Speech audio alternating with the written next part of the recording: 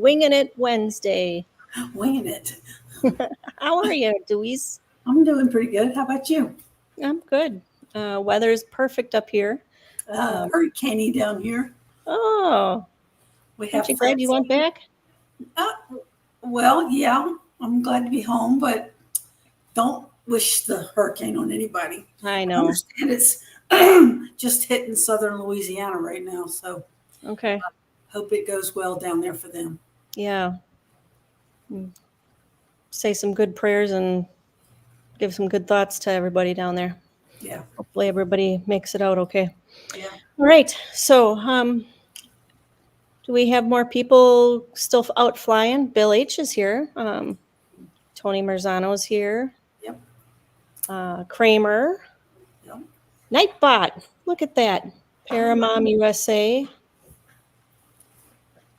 So, just our normals.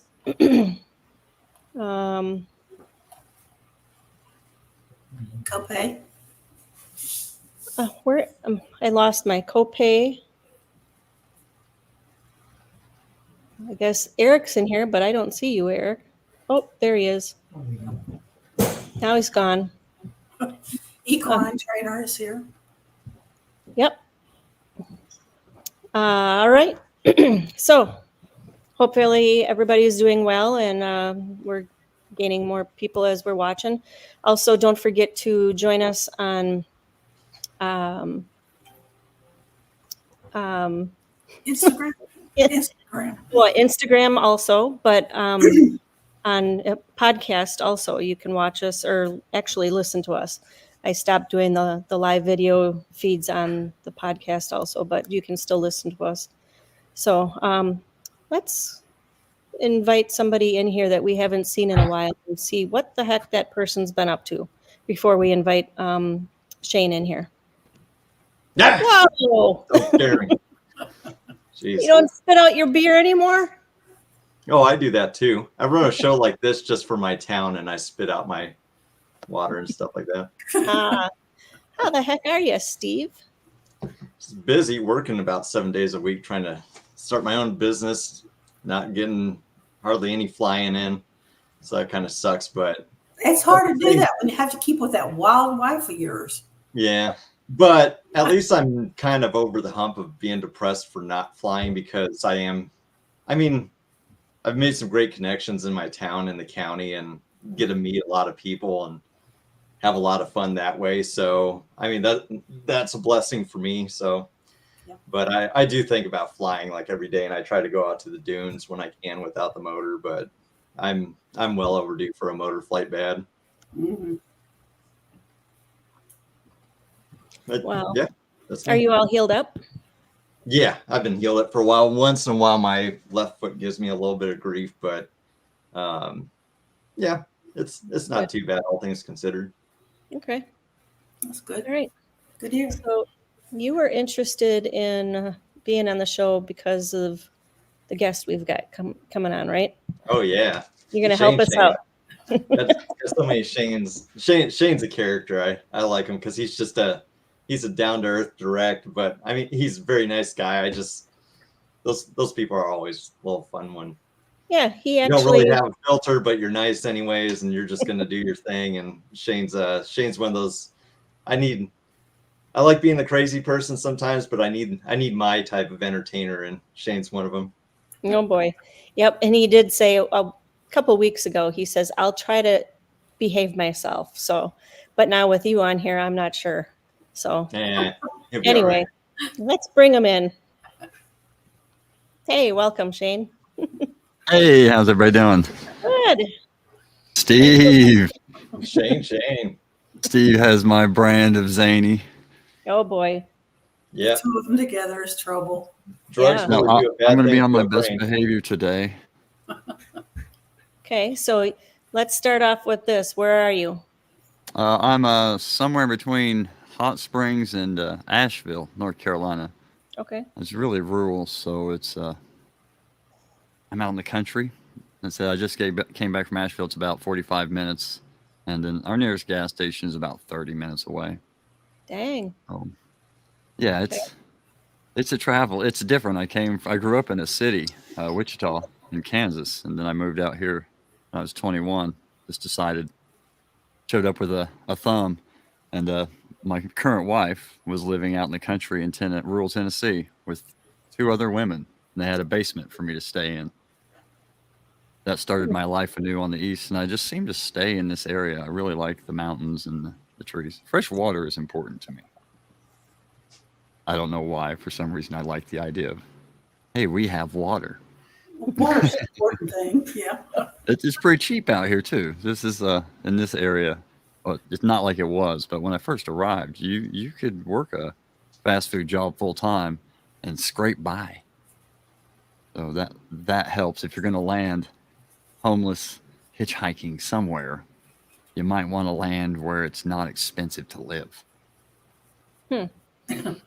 So I've been learning a little by little about you as we've talked the last couple weeks. So I would like you to tell everybody all the things that you actually do. I think it's pretty interesting. Well, I seem to take on a lot of hobbies and I get mediocre, then bored and move on. So I'm not really good at anything. That's What do you me. want? You want me to say my accomplishments? Nothing comes to mind, but I took in music, did drums when I was 9. My parents bribed me, said get straight A's for once, because I was a C student. Get straight A's for once, and we'll get you a drum set. So I got straight A's. Never happened again. And then I've been playing drums off and on. Again, I'm not very good at them, but I find that if I focus too hard to be too good, the disappointment makes me give up altogether. So I take things not very seriously so that I can enjoy them longer. Did the drums for a little while, dirt bike riding, of course. I was in the city, but dirt bikes in the city, those worked back then. I got into street bikes when I was 16. I got a 600 crotch rocket, and it went about 130 miles an hour everywhere. 21, I moved out to East Tennessee, started truck driving, still doing the music thing, and I was skateboarding from when I was young. Not any good at it, but still do it. Started truck driving in Tennessee after I got there, and I traveled for about a year, which that's great. Being an over-the-road truck driver without any children and being that young, it's every day is an adventure. Of course, I can look back and everything seems better in hindsight, but it really was an exciting way to see the country and meet different people and ideas. And it's just, you always woke up at work, so you couldn't just blow it off. So you're forced to go to work every day in your truck. And I was pretty much homeless over the road as a truck driver for a little while. And I came back off of that because it's exhausting. And I went to tech school to become an automotive technician. That's actually my calling, is trying to fix things. I went to school for a year and a half, worked at a shop after a local shop, helping every make and model of car with routine maintenance. Did that off and on for about 5 or 6 years. Eventually, the sport bike thing started to dwindle. I mean, I really got to enjoy the sport bike thing, living out there in the mountains. It was very dangerous, very irresponsible, and I wouldn't trade it for anything. My wife was on the back of me with most of that. We would rather go out in a hail of glory than slowly over time.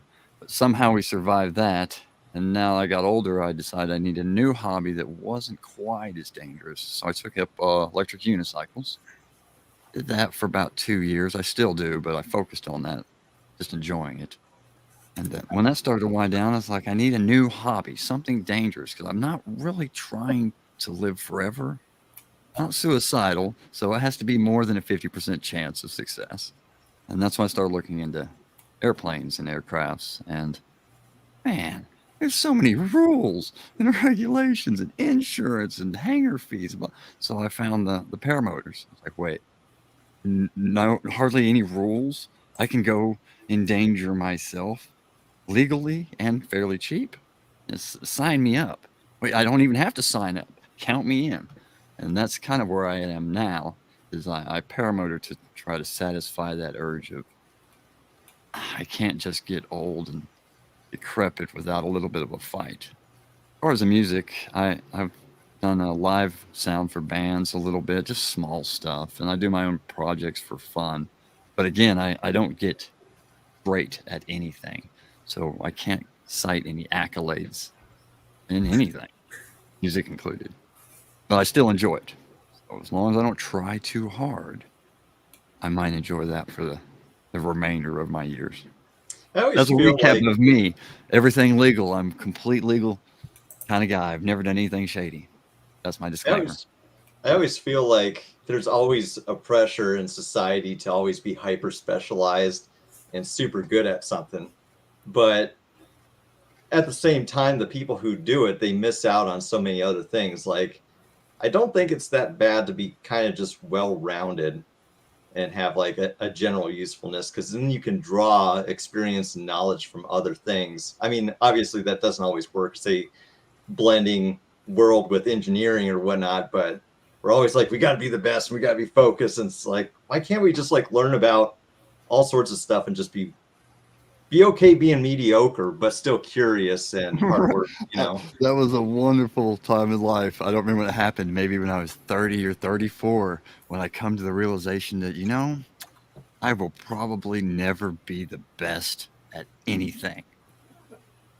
And once I come to that humbling realization, which I should have known, but it really finally hit me. And you're right, just doing it to do it has made so many things more enjoyable than having to worry about becoming really, really good and competitive, which I guess people who win a lot may enjoy competition more, but I was never one of those people. But yeah, it's really nice to have the realization that, I'm not going to be the best at anything probably at this point, but maybe I can just enjoy things at a mediocre level. Almost sounds like giving up, but it's not really. It's almost just opening the possibility of just joy instead of struggle. Right. Now I wish I was a little bit better at some things so you could like earn more money. Because like money. I don't have any skills where I could just go out there and get a decent job. Money is a that's my horrible only regret. motivator. I wish I had like something that was like in demand where I could live comfortably. What do you do for work now? Are you still a mechanic? I turn wrenches, I work on computers, I mix a little bit of music, and that's about it. Just whatever I can get my hands on. We actually live very inexpensively. We came from, my wife and I have never really chased the money. There's been decisions in our lives where you're making that decision. Am I going to make a lot of money, or is something else more important? And we don't focus on the money so much. So we are in a place that costs very little. We bought a house, buying a house, and it's half of what everybody's paying in rent. So I don't have to do much. I just sit around and fly, ride my unicycles. And that music that was in the video. Music, yeah. I've got that. plenty of hobbies. If you buy things when you have a little money and then you take care of them, you get to enjoy them when you don't have a little money. It's like a lot of old stuff laying around. So you wrote the music? Was it at the intro? Yeah, I threw that together about 20 minutes. I'm actually a rock and roll fan. I got into EDM when I moved to Asheville, and followed some EDM bands and participated in that. And I found out just how quickly those guys can slap together some good stuff. So if they can put together good stuff quickly, I can put together mediocre stuff in a reasonable amount of time. And that's what that was. I'm a rock and roll drummer at heart, though. My rack kit is a big old 1980s rock and roll drum kit. Simplistic song structures, loud guitars. That's my wheelhouse right there. I've always been a rock and roller. I always regretted picking piano as my main instrument because you don't have as much fun. You're sitting down a lot. And I took piano for a year and a half, and it was horrible. Guitar. It's so horrible. I like the drums. You just bang on the damn thing. And I wanted to do drums really bad, like because I've done classical jazz and whatever, especially in jazz groups. It's always the drummer I listen to the most. But I wanted to get drums in high school. I had a newspaper route. I asked my dad for a drum set, and I could pay him back, and he wouldn't do it. I don't think he wanted the noise or something, but right. That was always a regret. I've always had a love for drummers throughout various genres. Well, I don't really appreciate jazz. I recognize the skill in it, but I've never warmed up to it. Oh It yeah, just and it's it's not for incredibly anybody. difficult. Those guys are amazing. So I do You got to rock play it to drums. enjoy it, or you need to snort the 50-yard line just to dance to it. Rock drums are so easy. That's like I said, that's my wheelhouse. I, I never put enough dedication into the craft to become a jazz drummer, so I've just defaulted to not liking jazz. Yeah. See how that works? That's basically what I did. I was like, I'm not good enough to play jazz anymore. I'm going to go back to my roots with rock. Go back to Hey, something so, simpler, some 4/4 time that I can fall asleep and still enjoy it. hey, question for you. You said you live pretty cheaply, but relating to that, how many cigarettes do you smoke a day? I roll my cigarettes. Ooh, See, I and guess. I go through about a can every 10 days. So my cigarettes cost me $5 a day, I guess. Mine's $11 a pack out here, and I have to quit by December because I'm turning 40, and I don't want to quit because I love cigarettes. I saw a carton for $100 and I shuddered. Yeah. But no, it's one of my other vices. I smoke like a chimney. I drink coffee all day. I don't smoke cigarettes at least. Well, my bad. I don't smoke other things, and I don't drink a lot of alcohol. So I don't know what'll kill me. Maybe it'll be the cigarettes. My wife's family has a history of cancer, so we're racing. You know, the winner gets out first, but you can't kill yourself. That's our game plan. Her and I are racing to meet our maker. I don't know who's going to win it. I have horrible habits, but decent genetics. She has things in her history that aren't as good, but her habits are wonderful. So I guess pay attention. Maybe once the race is over, y'all can figure out which is better. True. But next week is actually my 14-year anniversary, by the way. I've been married for 14 years, and we Wow. dated for 10. So I Congrats. spent more Wow. than half of my life with this woman. It's good. Did she, People are amazed. They really they look at her in awe. Like, how in the hell how? Did she ever forgive you for busting her up? For breaking her arm? Oh, yeah. I mean, we're both shocked that I didn't hurt us both earlier on the sport bike. I mean, that's amazing. I haven't destroyed her or me. Okay. Worse. Are you willing to talk about that a little bit? Because some yeah, people might it's not know fine. about it. I think that's when Yeah. you and I first started talking. Yeah, we had something in common, though. Yours made for much better video. Yeah, that was fun. I know exactly what I did wrong, right as soon as it was happening. And her and I are both well aware of the risks. I believe I told her what kind of injuries she may expect should this not go right. So, I mean, she's a risk taker with me. So I didn't have to feel guilty about it because there was full disclosure about how this could go. And I made a series of mistakes that lined up to be enough for a crash that caused slight injuries. To my credit, I told her to not put her arms on the outside of that roll bar because if something happened, she'd want her arms inside. And she remembers me telling her that, but she didn't do it. And that was actually the worst damage was when we rolled over. After the incident, the truck fell over and her arm happened to be on the outside of it. It was really simple. I can tell you how it went. I'm not very good at trike. I'm actually a certified in it, but that doesn't mean I'm very good at it. And we went to take off, and the wind changed a little bit, and I was fixated on the wing above me and didn't realize I was aiming towards the fence that we were taking off next to. And, when I saw it, I was already full commit climbing. And I'm so used to my skinny ass I'm 125 pounds on a moster. As soon as we came off the ground clean, I was like, well, I'll just climb over the fence. We'll just climb out of this. And tandem trikes don't climb like I. Duh. And so we barely cleared the fence with as much flare as I could give it. And I was thinking, well, here comes the power lines, which is a 2-lane street away from the fence. I continued full throttle.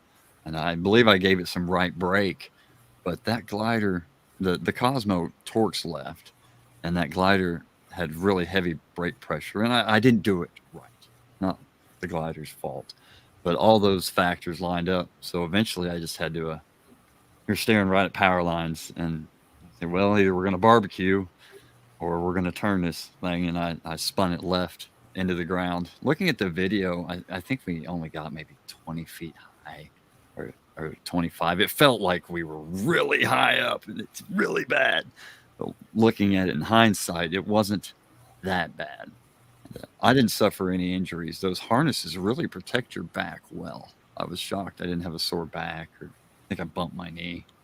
But unfortunately, her arms were outside the cage, and she must have wedged her foot into the ground. So when we came to a stop and fell over, it dislocated her foot. Bottom of her foot was facing her head. That freaked me out. I don't know nothing about that. I was like, she'll never walk again. And she was complaining about her arm, which looked fine. And it turns out that they can pop your feet back into place or something. I mean, all they had to do was torture her for 10 minutes, and then the foot was fine. And a broken arm is a broken arm. So, Dang. they were trying to push surgery like crazy, and through our insistence and a little bit of luck, we beat them off of us for that idea, and it healed up. She plays disc golf on it, and she's actually throwing further this year with that arm than she was last year. So I may have to dock her some points. Maybe she's stronger now. But yeah, I'm actually I'm a certified flight instructor, and I fly tandems, but it just didn't go right. Now I learned from it. Like I said, I know exactly what I did wrong. I've since rectified it. It was just a series of small mistakes in my learning process, and I'm hoping that was the last one. I don't particularly care for tandem. I've flown since, and the way the gliders handle, I'm just too selfish. I really like by myself. I like the climb rate, the lightweight, the simplicity, the smaller runway. There's so much I prefer about flying by myself that I sold the tandem machine, and I don't know what will happen in the future, but I don't have any immediate plans to do any tandem flights as a pilot or to own a tandem machine. I really like foot launch. That's my jam. There's something so simple. It's dumb. Foot launching is so dumb. I love it. When did you Launch it. crash? When was that? Was that around the same last time year? I did? Maybe 3 months after you had crashed. Oh, okay. Yeah, mine was a fixation on the wing. And I built a trike trainer, and I've been practicing on that because the skill that was missing was being able to split focus between the wing above you and the ground in front of you. And my trike that I fly by myself is it hooks in with the medium hang points. It's got weight shift, so I can feel what's going on a little bit.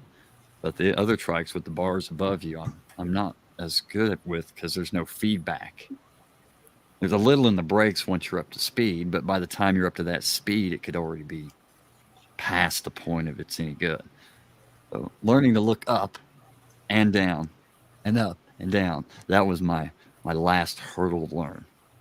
I think that's what students need to practice the most once they think they've got it all. Well, then keep working on the split focus thing just to make sure you don't do what I did and look up too long and then realize you aimed the wrong direction before it's too late. I don't think I'll do that again, as I learned from my mistakes and I bounce like Gumby. So hopefully that's the last one of those that happens. How is your wife? Did she recover completely? Yeah, she fully recovered. She likes the story. I survived a plane crash. Yeah, her arm's a little crooked, but to be honest, we used to make fun of her arms before that. Eric and I had this conversation today because people are constantly asking me because I'm still on crutches, still in the boot, and going in today to the hospital for a CT scan. Lady goes, "What happened to you?" And I'm like, I crashed, and I just kind of kept going. And I said, I got to really come up with a really good story. He goes, "Tell him you crashed an airplane." I'm like, no. Right. You did? Because normal people just think that I crashed a 747 then or something. Let them say an think it. aircraft. That's a fun story too, I guess. I've crashed an aircraft. You should just say you should check out the other guy. Right? For a while there, I was able to say I got bit by a shark when my foot looked like crap. So, Oh, that's a so, good story too. yeah. Tell him you're a surfer and you got bit by a shark. Shane, who taught you? Cody did. He was actually a self-trained pilot. Cody That Lever? Yeah, Cody Lever. Okay. He put in the work. He's 3 hours south of me, 150 miles, and I'm not much for authority. I'm difficult to get along with. I'm very contrary. I'm all these negative things, which means you don't want to have to teach me. And he reached out to me and said, "Hey, man, if you want to come down," and an entire summer he spent on teaching me to fly. I just go down on the weekends when it was reasonable, paying money per the day, and he he was laid back. I have such a problem with authority, and he didn't act like he was. We had the understanding I was paying him for his time, but he wasn't going to make me do anything. So I'm a difficult student. Okay, But- so some people might not know Cody. Cody is the one that when Eric and I met Montana, Tim Entz started hanging with Cody and started going down to North Carolina by you guys. Yeah, So we you know I've flown with Tim. Tim, Yep. yeah, I met him at the You Bad know Apples. you and know I went our down there to fly with Montana. him. He's pretty And cool. Cody is the one that threw his reserve at Bad Apples. No, Right. no, no. Cody No? Lever didn't do that. That was someone else. Oh, I thought that was him. No, I don't. I'm pretty sure he would have mentioned that to me because we're buddies. We swapped stories. That was I don't remember the name of the pilot at Bad Apples that threw it, but it wasn't Cody. Oh, because Tim was there even. Yeah, Tim was there too, and it wasn't Tim either. I can't remember his name. He's not ashamed to tell you, so he'll tell you the story if you can find him. I But don't it even wasn't remember Tim. the It wasn't name. Cody. Oh, I I thought don't it think was. I ever caught the name when I was there. I think Okay. it was somebody I wasn't familiar with. My bad. Yeah, I 'cause think it was a Tim crawled up the maintenance tree to get equipment maintenance problem. He was Yeah. the he reserve was out. doing some hot dog stuff on equipment that wasn't up to the task. Hmm. It's funny. He wasn't even phased. The guy that threw the reserve, as I recall, he got out of the tree and they Oh, dug he his was- reserve out. He was flying that same day. You can't. He slow that showed man up down. later. Yeah, Keegan Mould. Yeah, Keegan. I admire that kind of spirit. I don't Yeah, know anything he about showed it, up but I that admire morning. the spirit. He showed up that morning and said, "Oh yeah, I tied a knot in one of my lines or something, and just went out and flew, and then he had to throw his reserve." Yeah, that's it. Anybody got some duct tape? We'll do it again. That kind of guy. Yeah, I admire The first that. time I launched off of a mountain free flight, I crashed into trees, pulled my wing out, climbed back up, launched for a flight. That's the only time I've ever done something like that where you have something catastrophic and then you're like, yeah, I'm already here. Let's go do it. You learn that when you learn riding dirt bike. I mean, if you quit every time you fall off or break something on a dirt bike, you might as well not get one. All right. Huh. Yeah, as I said, Cody. Let me plug him, Cody Lever. Yeah. Or Lever. I've known him for 5 or 6 years. I don't even know how to say his last name, but he trained me, and he actually gave me the final push because I'm scared of heights and I get air sick, and this actually it almost beat me. Paramotoring, I didn't have the muscle to hardly lift the 80 pounds, and the fear and all of that. And he actually, after long enough, he said what needed to be said to me to get me to actually push my own boundaries. And my first flight was fine. And after that, I've been hooked. We fly together quite often. I go down there. It's warmer in South Carolina. I'm up here in the mountains, and I like going to South Carolina where I can play around and not have to worry because there's outs everywhere. But he's now got a school that South Carolina paramotor.com, and he trains people over in Newberry at the airport. He Good has for all him. his own gear. He's got a tandem machine. We've got him a trike trainer. He supports the gear, or you can bring your own. But he caters to each person individually. I think he tries to keep it a one-on-one, which I really prefer. So he does a one-on-one type training program at your own speed. So it was really nice. It wasn't so structured that I hated it when I was with him, but he really knew his stuff. And He still does. He's certified now too, and he flies hours and hours. I That trust sounds like a him good more than way I to trust teach, me. because I mean, even for the people that are very rigid and structured, sometimes they don't always make the best teachers because they take themselves so seriously that they're not focused on figuring out what someone else's learning style is. Because a good teacher isn't how good you are at your thing. It's, can I communicate and get this person to succeed, no matter if they're out of shape, if they're anxious, if they're not getting it, you know? Well, personal skills too. I mean, it wouldn't matter if you're the greatest instructor out there and you're presenting it in the best method possible. If I don't get along with you, Mm-hmm. then it's useless.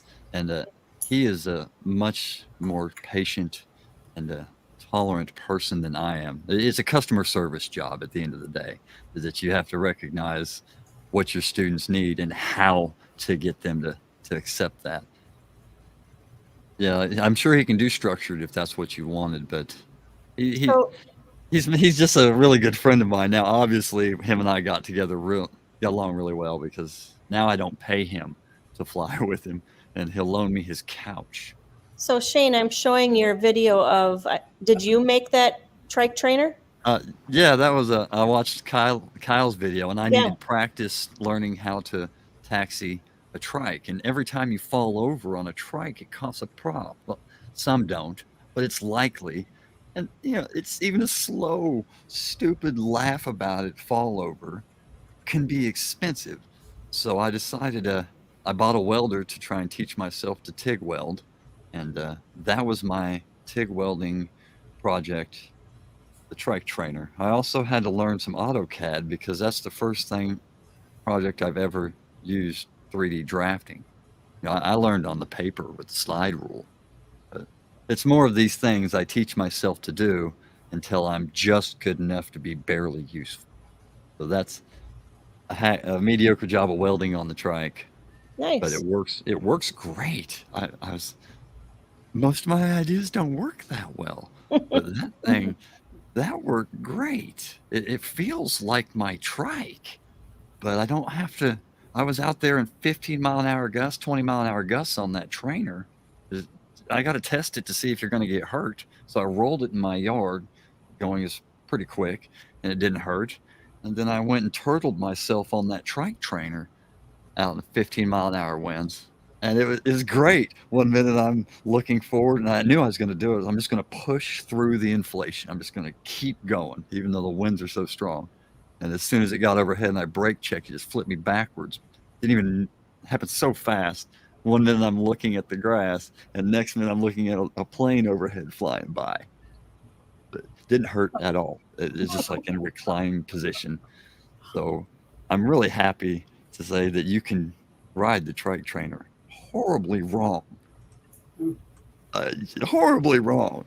And the chances of damaging yourself or the trainer or the wing is slim. How can that not be fun? You can go push it and test it and learn, and it's like a go-kart with a big kite on it. And when you screw it up, no one cares. Yeah, So that's yeah, like that trainer was. I'm so excited about my trainer because that started as an idea in my head. All of it was just thinking how this might work, and I'll be damned, it worked. But that was me kiting the trainer to make sure that day that it would work. And if I can do it, then it's obviously not that difficult. Very And I cool. was watching, you see, on that video, I actually turned onto the runway. I have learned now how to look up and down, up, down. It only takes a broken arm, dislocated shoulder, and about 100 grand in medical bills. You too can learn that lesson. Yep. Or pay attention to your trainer. I mean, maybe a cheaper way to do it. Yeah, trikes are very odd. People don't realize you don't spend much of your life driving with your feet. Name a toy or something where you're actually steering with your feet. We had Hot Wheels and tricycles, and I can't think of any. There are things, but it's not common that every kid grows up on a machine that steer with your feet. So it's trike. gives you a couple, 3 new You don't need things to use your learn. knees to drive your car, so you can go hands free. Well, yeah, I use my knees, but that's not my feet. And I don't recall ever moving forward in life and staring up. And when you do that, you walk into parking meters and shit. You know, looking up while you're going forward is typically a no-no. But in trikes, you have to learn to do that. So it's fun, but I still like foot. Foot's better. Sorry. I know you ladies love trikes, but I Hey, can who fit you my calling a paramotor lady? in the back of my Camry, and you don't even know what's in there.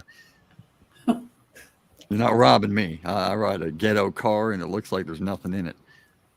Well, if I didn't have a bad knee and now a bad foot and a bad leg, I probably wouldn't have chose the trike. So I would have I been know. foot launching too. So I'm privileged to be able to say that I like foot better because, yeah, 80 pounds is a lot. I'm only in my 40s, and at the beginning of every season, it's most of my accidents have basically been my knees not wanting to do what they needed to do.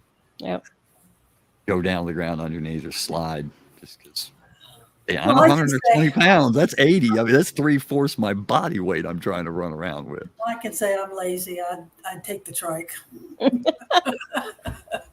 Trikes are fun. Landing on a trike is fun. I love Just landing on a trike. Yeah. just roll it right on out. You can do touch and goes all day long Yep. and not really be too sore. 2 or 3 touch and goes on foot launch, and I I pay want for to. that. I want per to day. try a trike. If I was still in the Midwest, I'd probably be more interested. But where I'm at, because I'm at sea level, the air's always moving. It's just kind of too easy on foot launch compared to, when you're trying to do nil wind in the Midwest to escape the turbulence, and you got to work your butt off a lot more. Those I've been, times I'd be like, oh, wheels would be nice. I've been flying for about 5 years, and I've only done 2 or 3 reverse launches in 5 years. Oh, really? It's always run for. I'm a lazy day flyer. If it's not warm enough outside or it's not pretty, I'm not doing it. So I usually go out an hour before sunset on a hot night, and there's no wind.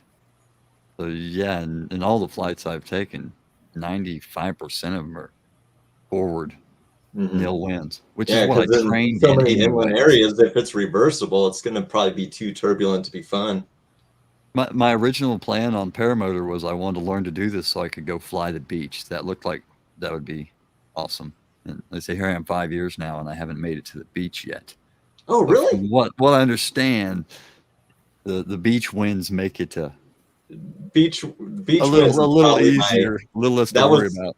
the time I only got great beach winds once, and that was I spent a week in Galveston at San Luis Pass, and that was amazing because it only takes this much pressure to flare to land.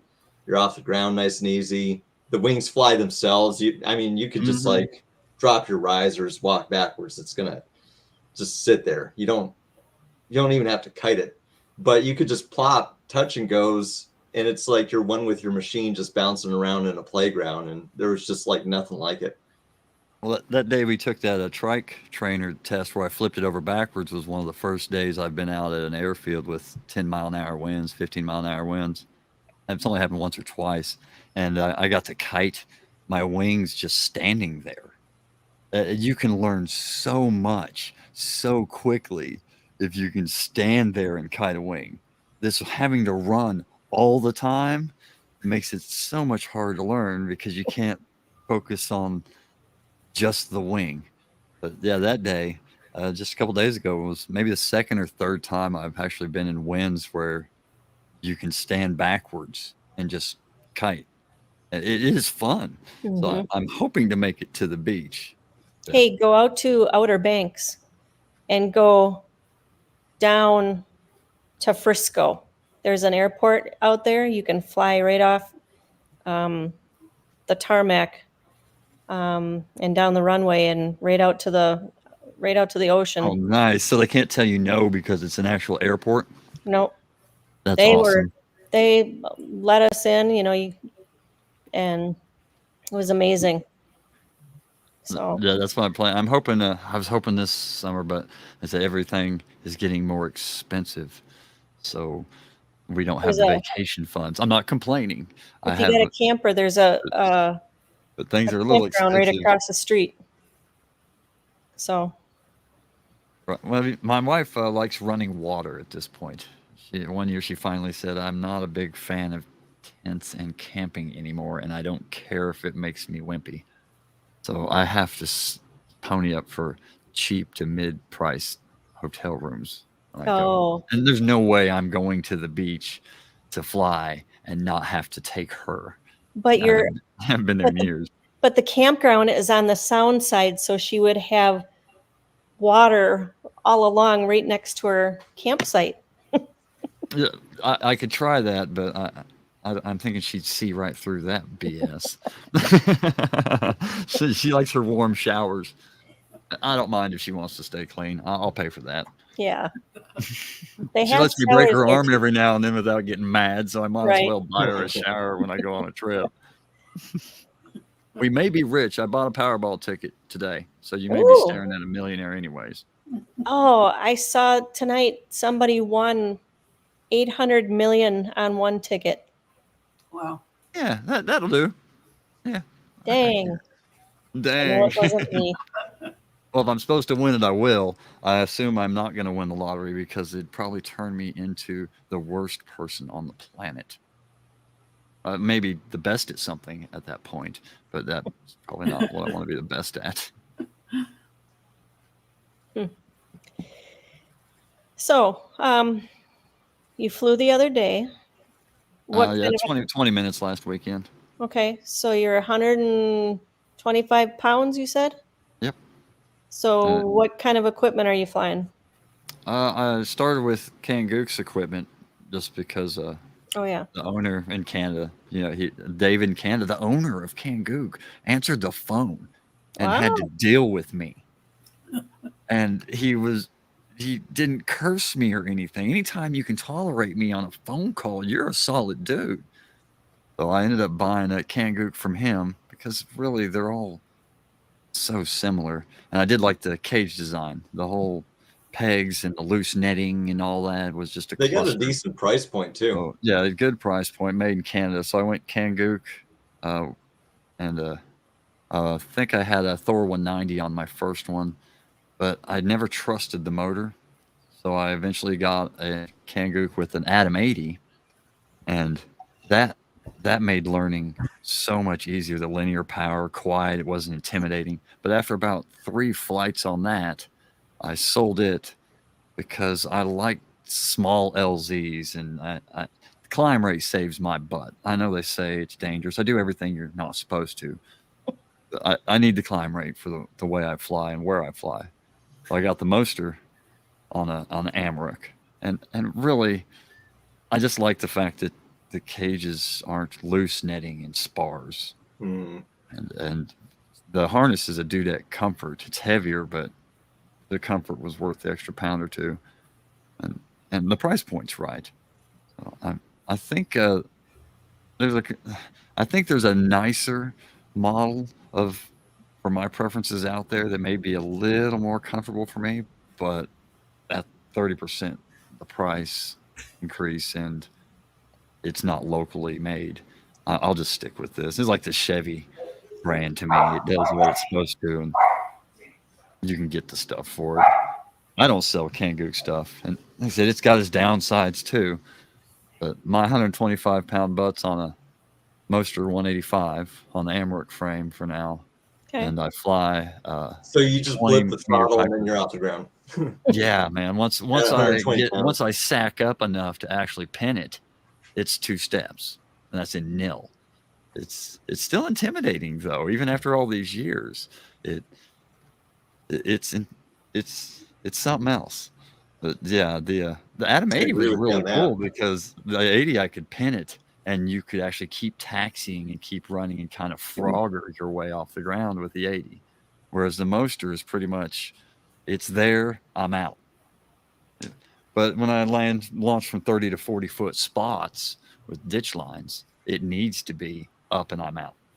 I couldn't frogger my way another 40 feet or I'd have a broken leg. If I lived near the beach or in wide open lands, I'd have an 80 in my staple. It's better in every other way. So quiet, so smooth, easy to start, sips the fuel, it's lighter, doesn't vibrate as much, but it So- doesn't climb. So at the end of the day, Bill H wants to know, do you use gaggle? no, actually, I'm a minimal is better type of guy. I try not to take my radios. I use a PG dashboard. And the only reason I use that is because it has a big arrow to point me where I came from. Okay. I get lost so easily when I just fly around aimlessly. Like, oh, where the hell? It's sundown. You know, I take off an hour before sunset. An hour later, I'm like, where the hell am I? Luckily, PG dashboard, it gives me a big arrow and it tells me estimated time of arrival, and that it works without cell service. I don't carry cell phones. I carry a cell phone without service. I don't Okay. want to be listened to. I don't want to be tracked. I don't want people to be able to call me whenever they want to call me. You know, I don't do GPS in the car. Most of my adventures come from being ill prepared. Yeah, I embrace the let's just not worry about shit until it's time to worry about it.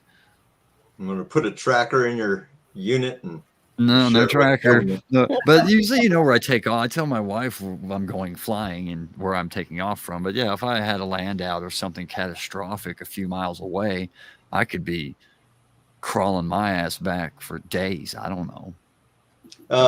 Are you ever worried about a motor out on climb out? I try not to worry about these things. Mm. If I had a motor out on climb out, it would be a big problem more often than not. I just bury the brakes and eat shit right there is probably what would happen. It's usually in front of me is barbed wire fencing or barns or Yeah, ditches. I don't do LZs unless I can climb and then I can still land straight. If I No, can't land that's straight, no. I would have to travel a lot further if that were the way I did. Even at the airport that I like to fly out of, you still don't have more than 40 to 60 straight flat feet if the wind isn't coming down the runway. So I mean, I'm in the Appalachian Mountains, and if I had to make sure that I had outs, regardless of what happened to the motor on takeoff, I wouldn't have anywhere to fly. Mhm. I'm aware of that risk. I say, don't do as I do. Do as everyone says. Make sure you have room behind you. But I mean, I'm sure a lot of pilots would be lying if they said that they only flew from LZs that offered them every protection possible. Just calculated risk, I guess. Mhm. I don't need the lecture. I understand what could happen. I've For made anybody in bad TV decisions land, too. I know, just like I don't like to wear helmets or seatbelts.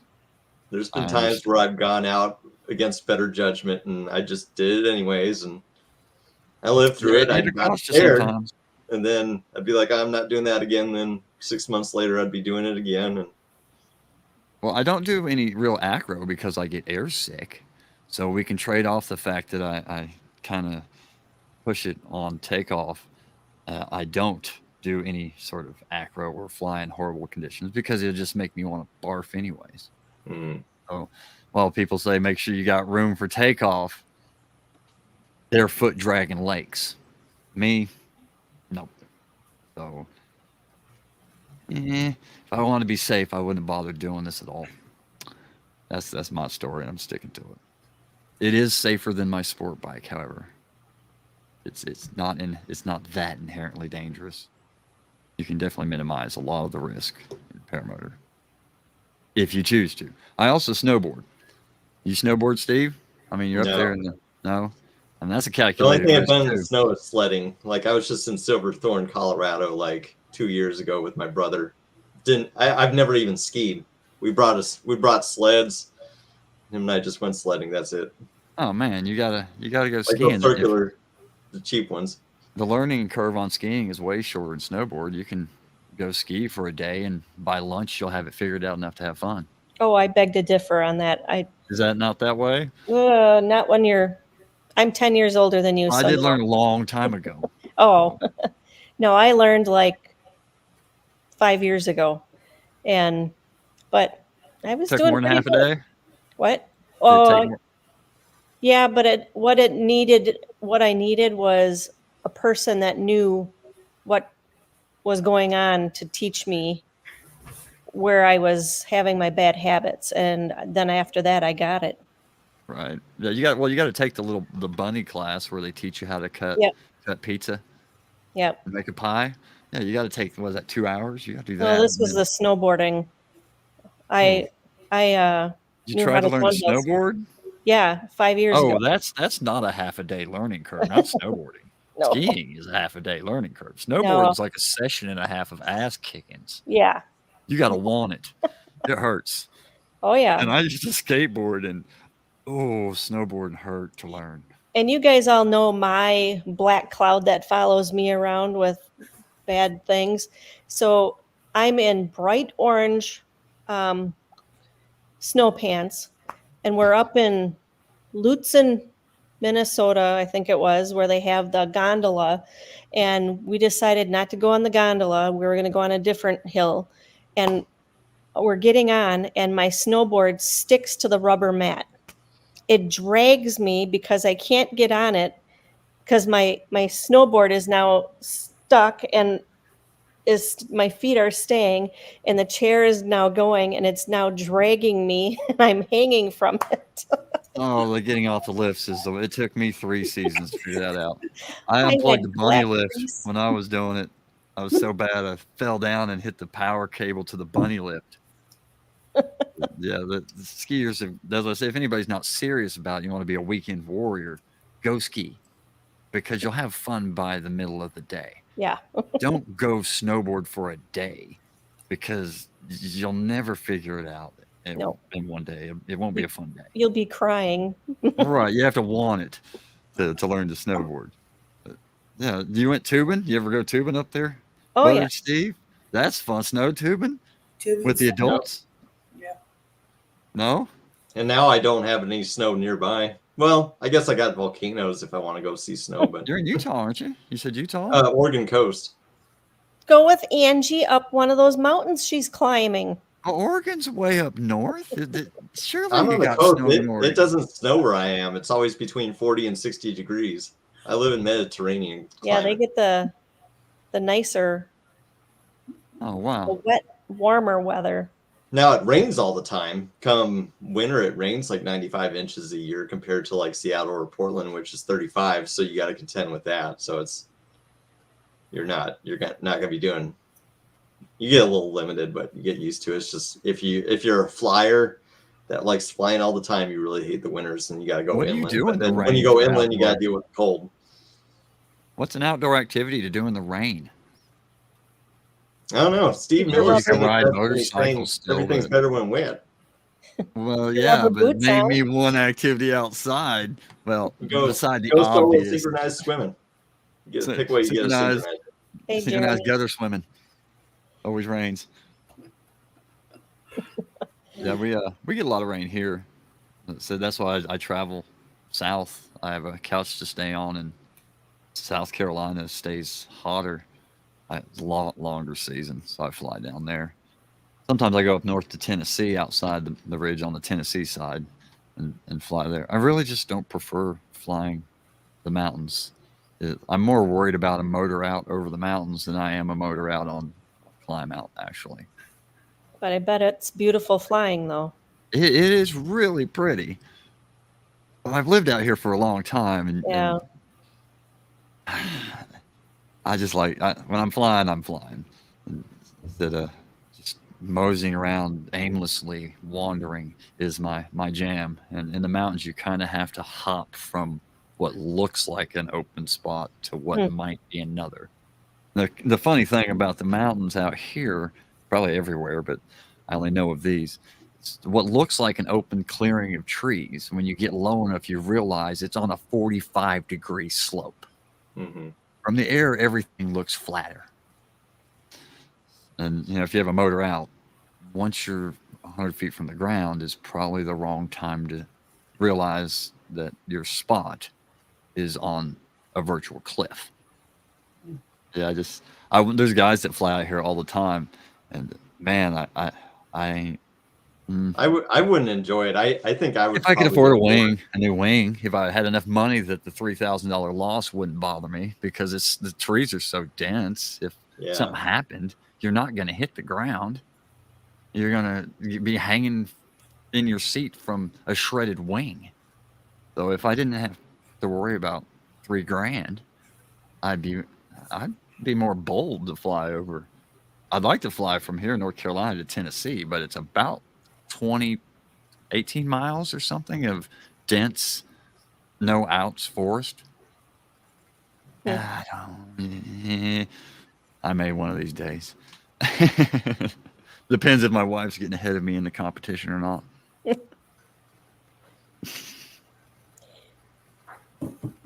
Make sure you at least take gaggle or something on that trip, please. Oh yeah, well I have PG dashboard because you can set waypoints. Because I definitely wouldn't want to get lost and just go in circles above the trees. Right. 18 miles could turn into 40 if I just keep making a lazy left. Mm-hmm. Yeah, the mountains are beautiful though. The most beautiful flight I've ever taken was I love tandem passenger. I love being a passenger. I don't like flying the tandem so much, but as a tandem passenger, even as a pilot, it's different. I don't have to worry about any of it. I can just relax and put my arms down. I'm just soak it in as a passenger. And the most beautiful flight I've ever been on was just south of here in the mountains. One of the few times I got up in the morning, because as a tandem passenger, you can bundle up. You don't have to hardly be able to move. And I bundled up and we took off first thing in the morning before the fog had lifted. And you could see the peaks of the mountains above the fog. But below you, it looked like cotton candy rolling through the valleys. It really, I'll probably remember it till I die. It makes you want to jump off of it because it looks so soft and fluffy down. And I wasn't the pilot, so I didn't have to worry about shit. That was my favorite scenic flight, was early morning coming up above the mist coming out of the mountains in North Carolina. Yeah, it was cold, really cold. And if there was a motor out, that would have been an adventure. But since it all went right, being the passenger, if any of you pilots haven't been a passenger in a tandem, go do that too. I enjoy it myself. Anytime I man, get an opportunity to sit in front of a trike, like I like being just a kick passenger. back and relax. And if the pilot's Yeah. cool, he can hand you, if you want to, he'll probably hand you the brakes. If you're a pilot, you know what to do, and you can fly it too. But being able to let somebody else fly the damn thing, you don't even have to carry the wing out or set the wing up or nothing. Just wait till he's ready and then climb aboard. Yeah, definitely take advantage of a tandem flight if you've ever thought about it. It's not the same as being the pilot. Nope. So you can enjoy that. It's like skydiving, jump out of a plane. It's a totally different rush for the first half. The only thing you got to consider is if you're doing a foot launch tandem, make sure the guy's using spreader bars. Otherwise, you're going to be sitting in someone's lap, and it's going to be pretty awkward. Well, obviously, I know. You want to pick a good tandem pilot, somebody with a lot of years of it. But yeah, the foot launch tandem, Cody does those too, and he hasn't begged me to do it yet. He doesn't care that much. He's good at it, and other people have done it, but I don't. That doesn't seem like much fun to me. I could be wrong. I've never done it. Eventually, I will. Fun too. It's not a big deal. I'd like to just sit in the front of it. You know, if is it different? Have you done both tandem and trike?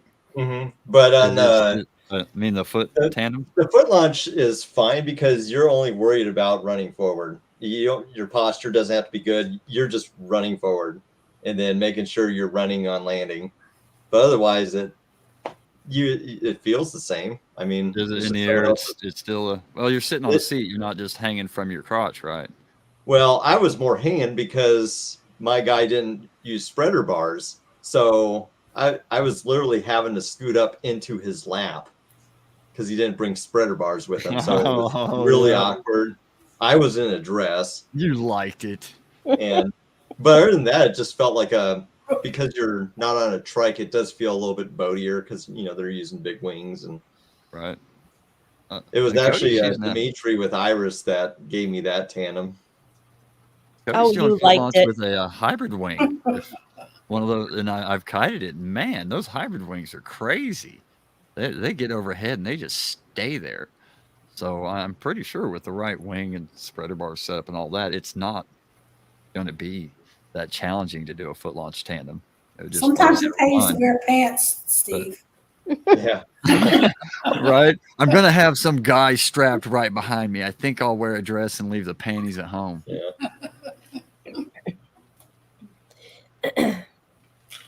Well, cool. We got, excuse me. Have I talked for an entire hour of We boring? have. I Yeah. haven't even cursed very much. No, Not a whole lot of incriminating things. you But yeah, if behave. anybody wants to fly the East Tennessee area, you can just holler at me. I mean, I like to fly in small groups. It's not my airport, so I'll definitely show you around, let you get in there. More airports to use, the better, especially when I don't have to pay to maintain it. They're taking taxes regardless. But yeah, if you're ever in the East Tennessee area and you're not too politically correct, holler at me and I'll show you a local airport. It's a great place to fly with outs. Or if you're not Go ever check out down Cody there. in Newberry. And that's a great place to fly too. It's hot down there. If it's sweating hot on the ground, it is perfect in the air for sunsets. That's good. Yep, and don't forget to subscribe to Shane's YouTube page. I have a YouTube channel. None of it's monetized, so subscribe if you'd like. Yep, You'll enjoy. There's a bunch of stupid videos. Shane's Planet Shane. Yep. So It was Shane's Planet, but somebody hacked me. Same with my really? Facebook. It used to be Shane's Planet, and then somebody hacked me and stole it, and they wanted so much information from me to prove that I was who I said I was. I just opened new ones. So now There you I'm go. Shane's Planet Shane. Help him out. Subscribe. Always starting with a cigarette in his mouth. I'm addicted. What can I say? It's my vice. Don't smoke, kids. It's bad for your health. Yes. Don't vape either. Don't let the tobacco companies fool you. That's no better. Right on. All right. So let's see. If anybody like Shane, he reached out to me and said, I'll behave on your show. I'd love to be a guest. If any of you guys would like to be a guest, guys or gals, please reach out to us and let us know. Otherwise, I'm just basically kind of hunting people down as we go. It's starting to wind down from the summertime, so I'm looking for some help getting some guests. So if you want to share your flying stories, if you're general aviation or if you're paramotor or hot air balloon or anything that gets you into the sky. We also like to know about, we've been kind of liking hearing about your day job, learning more about you. So please let me know that you want to have a show, and if you've been on before, that's okay too. So This was my first ever podcast, by the way. really, I've never been live before. Me too. I never get on the internet. I don't even do Facebook that much. Yeah, I don't think I've ever seen you before, Steve. Yeah. in the outro that I've had, it's the same one that I had a week or two ago, but I want to let you know that it is some of the pictures in there are of that Sean Reed that went to my paramotor school with me, and he was involved in a really bad accident.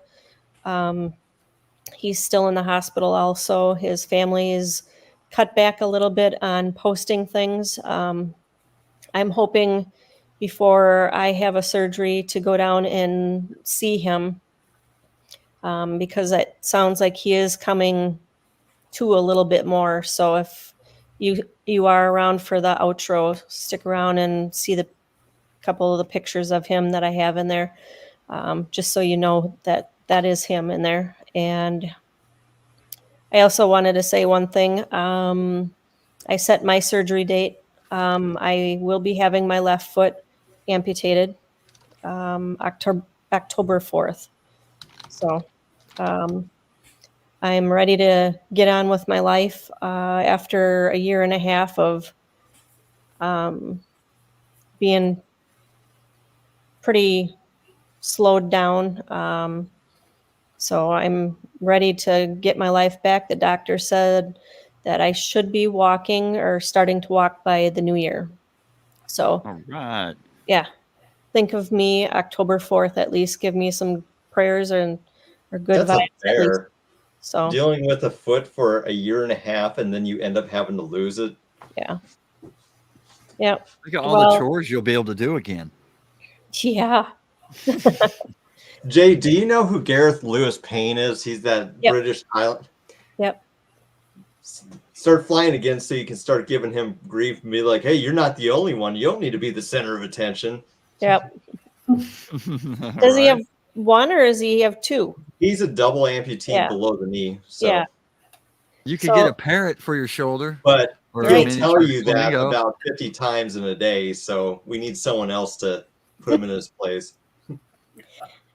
Yeah, that's everybody said for Halloween I can be a pirate. Arr! It's a little miniature flamingo. Yeah, there you go. The skeleton Oh. flamingo. Oh my I God. there forgot you go. something really important. I think I sent you a picture of Yeah. somebody that, yeah, that's so Everybody funny. has sent me that. Have they? I thought of you immediately. I was like, oh, she's gonna love Yep. this. Oh gosh. What, Steve? I forgot something really important. What? How you doing, Wheezy? Oh, how you doing, Steve? I've been missing you. Yeah, Wheezy. There we go. Yeah, it's good to have Yeah, Steve right. back. I hadn't seen you in forever. Yeah. So anyway, Eric went out to the airport. The only new news Wrenches that on we planes, making you money. Yep. Only new news is, well, Eric's doing okay with his cancer. He has good moments. He has bad moments. He had a really good night's sleep last night, so he felt pretty good today. He loses energy real quick. He had a reaction on his second immunotherapy where now they have to give him a steroid and Benadryl beforehand because he said it felt like an elephant was stepping on his chest, and then all of a sudden he arched his back, and it felt like he was going into a seizure. And third round he did good, and he's just been tired a lot and still has like the night sweats and the day sweats, but we're hoping that end of this month we have another scan to see if that tumor's been getting knocked down. And so and then I think 2 days later then he has another immunotherapy. He goes for the immunotherapies once a month, and then they call them chemo pills. I don't know what they're called, but he doesn't lose his hair. But he takes those every day. And so we're really saying lots of prayers for him. So How's his prognosis? nobody will say. You know? They're waiting to see what the next scan shows. Yeah. Okay. Yeah. So, but it wasn't in his brain. It is in his lungs. But the What's going to be nodule, the next disaster? Is it going to be like a piano falling from the sky, a lawsuit? I mean, you going to get mugged? Like, do you have like a bucket list thing that, that you'd prefer? Maybe we can help make it happen. We'll rough you up a bit. I don't You know. come take a tandem flight with Shane. No, I think I'm done with We'll those. take away your dignity and self-esteem, and no. That's why I said, do you know my black cloud? We're getting rid of that black cloud, and there are no more Junes. Yeah, and yep. Because June I crashed, and then the following year, Deweese and Randy come up, and we find out Eric's got cancer. So we're getting rid of June. So June, you can get rid of that month. June, Yeah. June, that's okay. so If you get rid of June, I'll never age. I was born in June. oh, there you I'll go. never have another birthday. I can just be this old forever. Yep. That'd be cool. All right. Anything else anybody wants to chit chat about? Hmm. Hmm. Hmm. Hmm. Steve, 42. how's I want Angie? to fly again. I 42. want a motor flight so bad. Yeah. Take one. Well, go do it, man. You still got the gear. I am like overloaded at the moment. I'll probably get maybe one in this You're year. only overloaded with stupid excuses. I ain't buying it. That's it. Yeah. Do I you have a have little bit ass- less Get your motivation ass out out here. there. I haven't had good luck with people. I don't have friends that fly out here. None of them like me. I'm the What's least that liked got to do person. with And it? I like the county and the ground dwellers love me out here. I'm having a good time, but I'm like Oregon's least favorite pilot. So that's the other the thing that takes away the motivation. Because, before I came out here, I probably done 2 solo flights out of every, like ever. I've always flown with like a great group of friends and stuff, and that was always the big inspiration and motivation with it as well. So It is more that's fun something to I have have to- somebody with you. that's something I have to contend with, but it'll come. It's just I got to free up my schedule a bit, and once I stop stressing about money and a job and that success, then Well, once you get off the ground, you quit worrying about all the money. yeah, that's true. I mean, it's kind of there's none of that can possibly matter when you're off the And ground, anyways. And wedding season, you say you're a wedding videographer, so maybe you'll get some more time Night as slow the days. winter comes on. yep, I'm overdue on my 100-hour overhaul, so I need to get that done really quick, and then just replace the starter, pull start, and then I'll be ready to rock. Yeah, But I have been maintenance. learning. My kiting game's improved a lot going out to the Cape, though, because that isn't easy like beach, because you can get some weird Venturi effects. So you actually kind of have to drop your brake toggles and pull strings, like, Yeah. grab an A, grab a brake, switch. And I've been getting way better at riser kiting and doing stuff like that. So that part's fun. But, when I go up to my Cape, because I'm not very good and I don't have an efficient wing, I can't properly ridge soar because I have a pretty narrow Cape. Yeah. So I'm taking sled rides. It's a lot of work for, a 20-second sled ride compared to when you launch with a motor. The world's yours for however long you want it. And that's what I really miss. I have clouds that come in at 800 feet. I've got just beautiful, flat, safe terrain out here too, beach and valley. So I really miss going up and exploring I that. picked my newest wing so I could do some PG. I'm at the very bottom of it without a motor, and I'm about in the middle of it. So Wasabi, I'm about the middle of it with the motor, and that was for the express intent of, maybe getting towed up or trying to chase thermals. Because it really people does. always ask if you can do fun with PG no with motor. motor wing, and you can, but Not really. You come down pretty quick. you come down pretty quick. They also inflate way too fast. So if you're on a dangerous like launch that you don't have much room, And then you got 80 pounds it's going that's to swinging behave in around ways too. that you don't want it Yep. to. That's actually how I got hurt, or part of it. A lot of it was my mistake, but if I would have probably had, say, Angie's BGD magic kind of works. It's not efficient like a PG wing, but it behaves a little bit, especially on inflations. If I would have had that, I probably maybe would have fared better. But yeah, you really want to get a dedicated PG wing if you want to. I'd be way more bold without 80 pounds of spinning prop on my back. They're I'm just not too being drug around through the dirt doesn't risers scare are me. simpler. They're so much. They're just what you need. When you're looking at motor wings, you want a wing that's going to inflate fast, get overhead, so you can jump on the gas, and they're built for motor. But I definitely won't use a motor wing again well, I do sometimes, but Why not? when Especially once it's I got wore some out. cash, I'm buying that free flight wing. Find somebody else who's getting out of the sport. It's probably like PPG. Mhm. People getting in and out of it all the And time. I found a new instructor up in Astoria that he's seen the video up work I do. So he's kind of like, hey, why don't you come out and make me something and we'll just do a trade and Do I'll some teach you out trade. here. Yeah, man. Everybody And loves trading.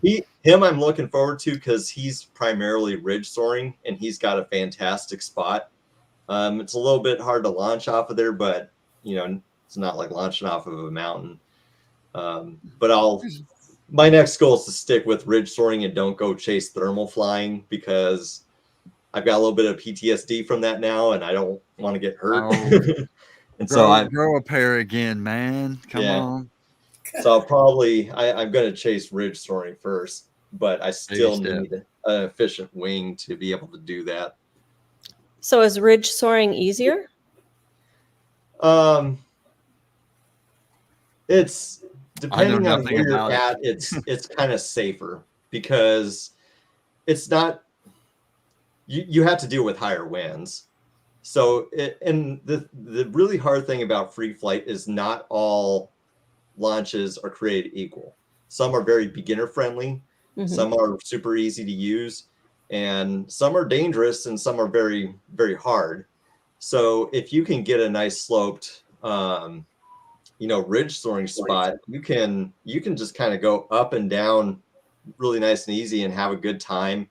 You don't have to be way high above the air. You're not chasing turbulent weather like thermals or anything. You're just catching that ridge lift and you're just going up and down and up and down. And seems like it might be more laminar ridge soaring. So some ridge soaring spots, you don't have to have 15-mile-an-hour plus winds to actually soar it. But a lot of them you might. And so then you're going to have to learn your Cobra launch and you're going to have to be really, really good about your depowering techniques because some of these you pick up your wing and you'll probably be snatched and you're going to have to get around pretty quick. So it varies so much. You get this idea of what PG is on the internet and whatnot, and then you go out in the real world and take a look around and be like, nah, really, there's a reason why Point of the Mountain is so congested because it's pretty accessible, place to play. But those places don't exist all over, Right. Yeah. Where you got to get it right or bad things happen. Yeah. From the go. So we've seen those videos where if you don't get it safer, just right, you're doomed. It does come with its issues, especially if you need, because of your wing or because of the terrain, if you need 15-mile-an-hour plus winds, you got to be on top of your game with that. And, you run the risk of doing things like getting blown over a ridge and then all of a sudden you're in rotor central. Where are you going to land? Are you going to drop? Yeah, buddy. Where everybody's parked on the backside. All right. Where's Angie tonight? She's helping out at church. She's teaching a class there. What kind of class is she teaching? It's like a kid's Bible study class, sort of, I think. Oh, good for her. Very nice. Wheezy, how's your weather? Is it a storm coming in by you? It's just kind of rainy, but raining. It's not bad. Okay. All right. Well, you guys be safe tonight. We will. So, and Shane, thank you so much for joining us. It was fun. Well, thank you for having me. Yeah. And Steve, thanks for volunteering to come back and see us. Glad you got to see me. Yeah. Yeah, really, Steve. It's Such good to see you. We know you're still around then. Yep. Yeah. You need to make some more personal videos of you doing stupid shit. I really liked those. Man, I haven't made a YouTube video in like a year and a half either. Have you had that big inflatable suit out to harass people lately? Yes. Okay. All right. I actually I got contracted to film a farmer's market and do a commercial for them. And nobody wanted to be on camera or talk. So I had to be the character of the video. And I brought my inflatable outfit and put that in the story. So because a lot of people are shy. So I'll end up, if they contract me for a commercial or something, even though I don't look professional, I live in a weird area. So they're like, nah, you do it. So. Yeah, we know all about that area. You fit right in, I'm sure. Right? Actually, I live in Cowtown Central on the Oregon coast, so it's not. If you think of Portland, like where I live is pretty much Midwest, and oddly enough, I've been able to fit in just fine. That's good. All right. Well, hopefully see you guys in another week or so. I'll let you know. Thank you we for find having me. another guest. Yep. Welcome back anytime. So, all right, guys, you guys have a good night, and yeah, all of you keep flying safe that are out there flying. Good night, everybody. If we don't see you on there, we'll see you in the air. Good night, everybody. Peace. We make new friends. We fly with new friends flying up high in the sky.